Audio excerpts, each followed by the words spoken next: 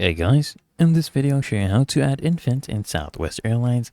Now if you are bringing them as a lab child, then it's free of charge domestically. And if it is international, guys, the applicable government and imposed taxes and fees must be paid, and the ticket will be issued for each person regardless of age. Okay, you just need to, of course, have at least a photocopy or original of government issued identification, maybe a birth certificate or a passport, or a government issued photo identification card.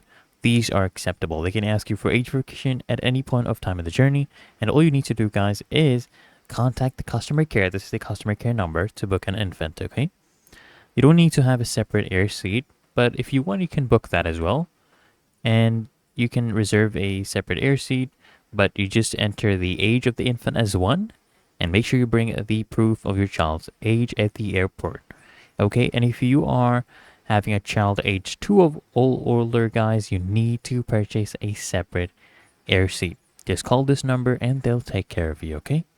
So I hope this guide provided value to you, and if it did, consider smashing that like button, as well as subscribing so frequently asked questions, and I'll see you in the next one.